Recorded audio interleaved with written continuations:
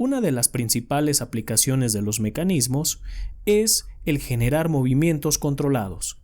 En ocasiones, estos movimientos pueden seguir trayectorias ya preestablecidas, o en ocasiones, simplemente basta con que el mecanismo adopte la posición final para determinar la tarea. A continuación, vamos a iniciar con el análisis de posición en los mecanismos y vamos a ver cómo podemos diseñar estos dispositivos para que cumplan con ciertas posiciones y de esta manera poder llevar a cabo alguna tarea final. Posición en los mecanismos. Sin lugar a dudas, no es necesario estudiar una ingeniería para tener la necesidad, ingenieros, de necesitar un mecanismo para que realice cierta tarea.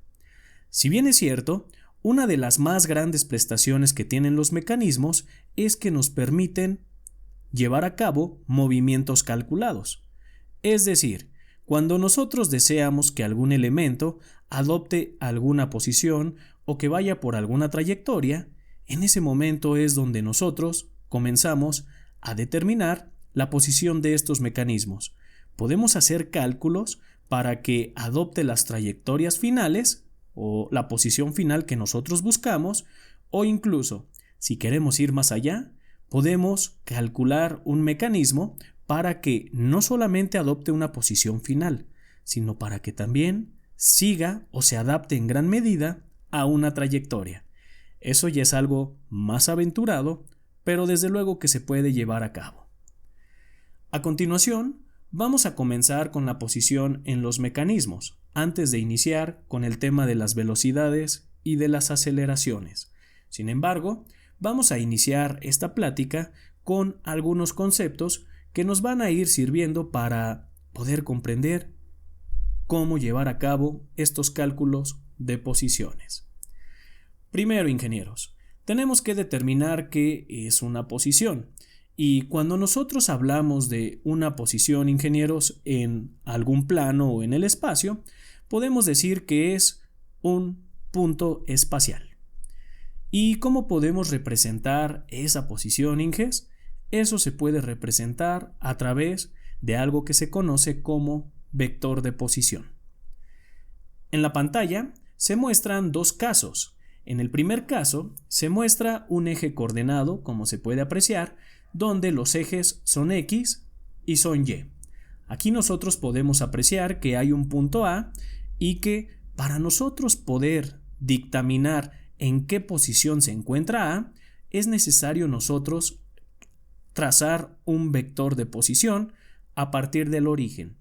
Y este vector de posición, como ustedes saben, va a tener una magnitud y va a tener una dirección y un sentido. Y con base en esto es que vamos a poder determinar en dónde se encuentra la partícula A. ¿Qué pasa si A se mueve hacia abajo?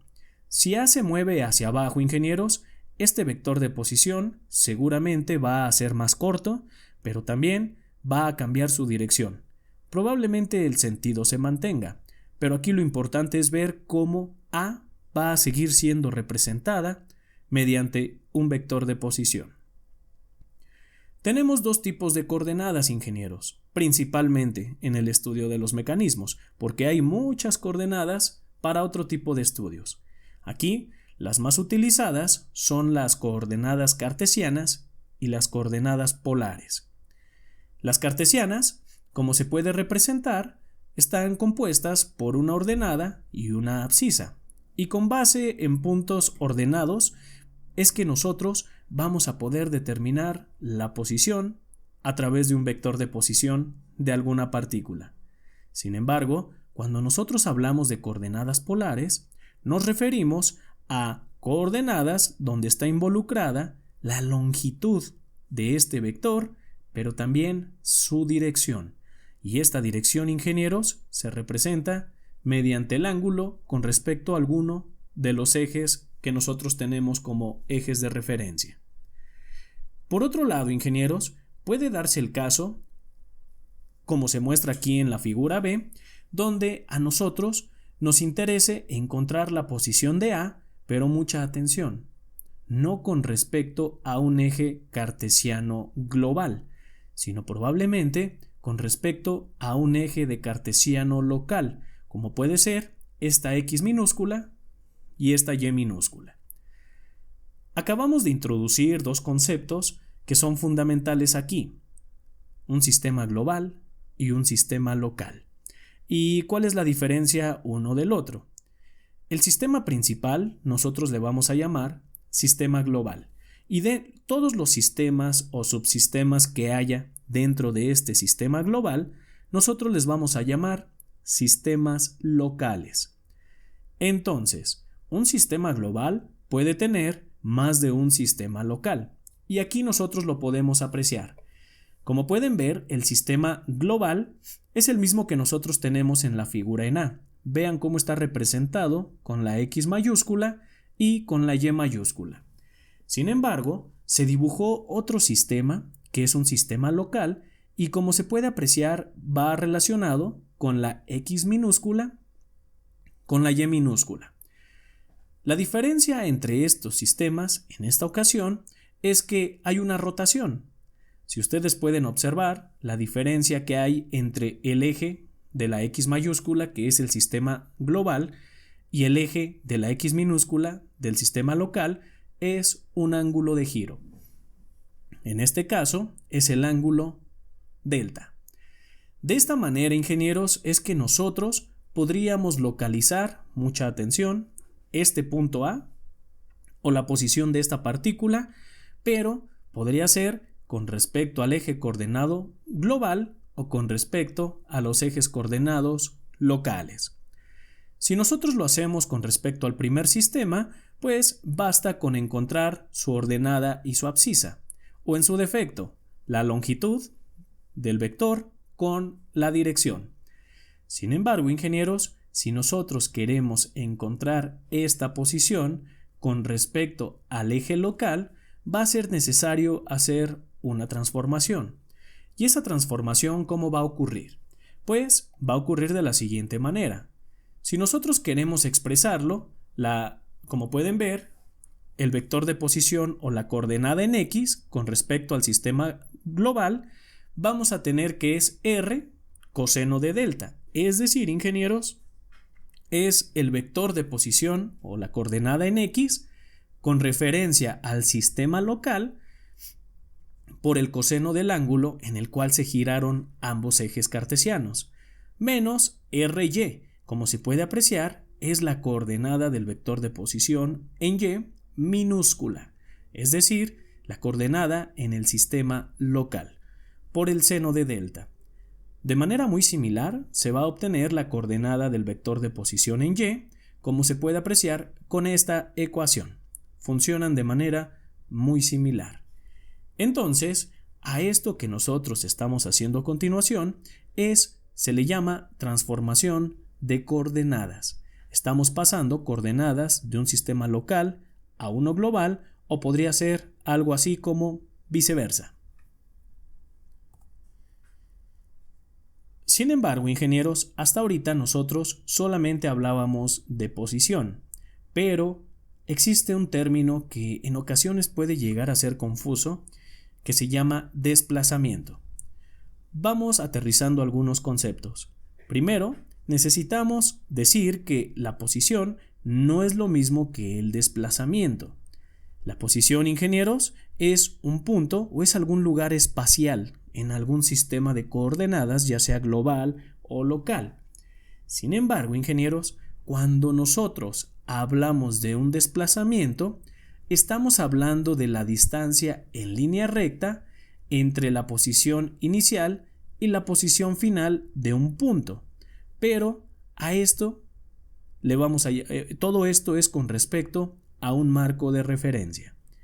En la figura, como se puede apreciar, nosotros tenemos una partícula que pasó de A a una posición B. Con líneas punteadas se puede observar que fue la trayectoria de la partícula. Sin embargo, si a nosotros nos están pidiendo determinar el desplazamiento de esta partícula, pues entonces lo que tenemos que hacer es obtener la diferencia de la posición final menos la posición inicial. Y a este vector, como se puede apreciar, le vamos a llamar RBA, donde B es la segunda posición que obtuvo la partícula y A es la primera. Por otro lado, también que se puede apreciar que no es lo mismo el desplazamiento que la distancia total. El desplazamiento se caracteriza, ingenieros, porque pues es una distancia recta entre ambas posiciones. Sin embargo, si a nosotros nos solicitaran que obtengamos la partícula, o más bien la distancia que recorrió esta partícula, tendríamos que sumar cada uno de los segmentos de esta trayectoria. Por otro lado, ingenieros, vamos a ver algo que se llama posición relativa. La posición que veíamos hace unos momentos se conoce como posición absoluta, y esto se debe a que se está obteniendo la posición a partir de un objeto que no está en movimiento.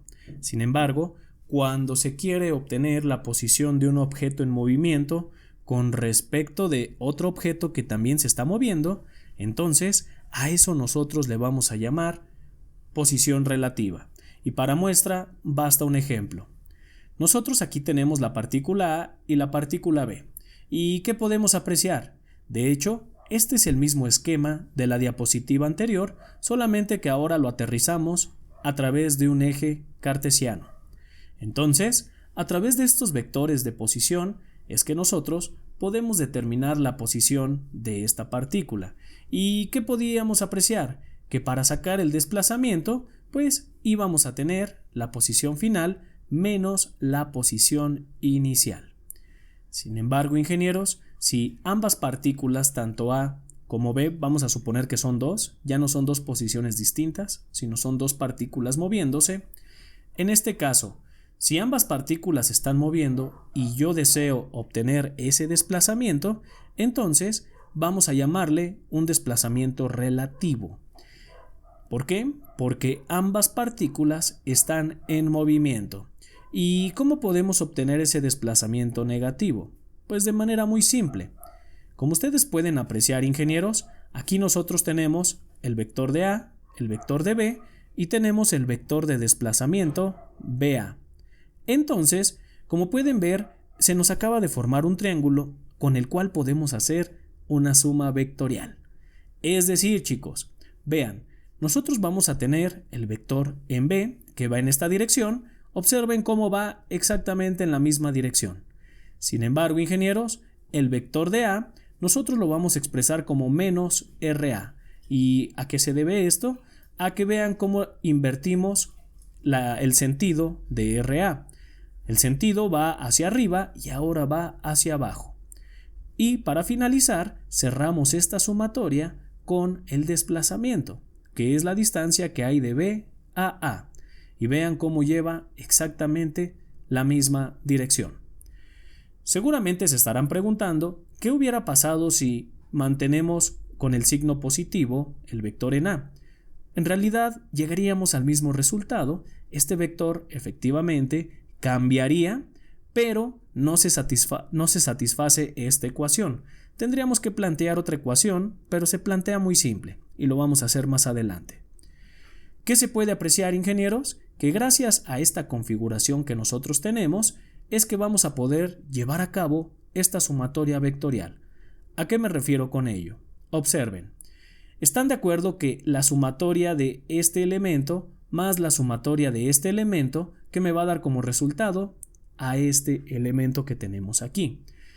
¿Y cómo sabemos que es una sumatoria o que se suman ambos vectores? Pues muy simple, porque como se puede apreciar, ingenieros, nosotros cuando tenemos un vector o cuando tenemos la flecha de un vector que conecta con la cola de otro vector, estamos hablando de que ambos vectores están sumándose. Sin embargo, cuando las colas de los vectores o las flechas coinciden, entonces estamos diciendo que estos vectores se están restando. Aquí, ¿qué se puede apreciar? Que el vector B está sumando al vector A. Eso quiere decir que B más menos A me va a dar como resultado este vector que nosotros tenemos aquí, ilustrado como BA. Y entonces, este es un desplazamiento, o esta es la posición relativa de un punto B con respecto de A.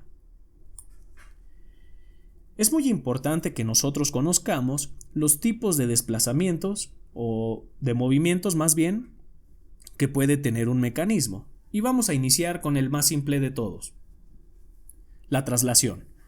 La traslación, ingenieros, se caracteriza porque si nosotros trazamos la trayectoria de cualquier punto que nosotros tenemos, o más bien de dos puntos en un solo cuerpo que se traslada, nos vamos a dar cuenta que esas trayectorias van a ser paralelas. Por ejemplo, aquí, como pueden ver, Inges, nosotros tenemos una trayectoria B a B' y A a A', que se puede apreciar que hubo una traslación y gracias a esta traslación, ingenieros, es que nosotros tenemos dos rectas paralelas como trayectoria. Esto nos indica que hay una traslación. Pero por otro lado, puede ser que la traslación no sea recta como esta que nosotros acabamos de ilustrar. También podría existir una traslación curvilínea. Y entonces, esta traslación curvilínea, ingenieros, podría tener esta característica. Vean cómo, al final de cuentas, aunque no parezca, estas rectas son paralelas, ingenieros. Solamente falta moverlas ligeramente para que vean cómo coinciden y van a mantener la misma distancia. A este movimiento se le llama movimiento curvilíneo. Aquí lo importante es que, si ustedes observan, este eslabón todo el tiempo mantuvo la misma posición. Jamás rotó un solo grado. De hecho, pueden ver que este vector de posición que tenemos BA sigue siendo paralelo a este vector. Al ser paralelos, quiere decir que jamás se ladeó el eslabón y que jamás hubo una rotación. Por eso es que cualquier punto o dos puntos que pasen, o la trayectoria de dos puntos de un cuerpo que se encuentra en traslación, ingenieros, sus trayectorias son paralelas. También una cosa muy importante, las velocidades son las mismas. A la hora de que hubo una traslación de B a B', entonces, Inges, ¿qué pasa? Pues que hubo una velocidad, pero en ese lapso la velocidad de B era la misma que la velocidad de A. Eso lo vamos a ver más adelante cuando veamos el tema de velocidades. El segundo tipo de movimiento que nosotros tenemos, ingenieros, se conoce como la rotación. ¿Y cómo nosotros podemos distinguir a un elemento que se encuentra en una rotación? Como se puede apreciar, tenemos nuevamente el eslabón AB, pero ahora, en lugar de trasladarse, se puede observar cómo giró. ¿Y cómo sabemos que giró? Porque, como se puede apreciar, el punto A en ningún momento se desplazó, siempre mantuvo la misma posición. Lo que se trasladó o lo que giró, ¿qué fue? Fue el punto B. Este punto en A es algo muy característico en la rotación. ¿Qué quiere decir? Que A es el punto de rotación y estos puntos de rotación se caracterizan porque en ningún momento van a tener velocidad. Su velocidad es de cero. Y aquí nosotros lo podemos apreciar. Al no haber ni siquiera un desplazamiento, pues obviamente no pudo haber una velocidad. Nos vamos al tercer tipo y el más importante. Se llama movimiento plano. Y la gran mayoría de los mecanismos tienen este tipo de movimiento. ¿Qué es un movimiento plano, ingenieros? Cuando hablamos de un movimiento plano, estamos hablando de una rotación más una traslación. Por ejemplo, vean cómo aquí este eslabón primero tenía la posición que se muestra en AB, después ¿qué hizo?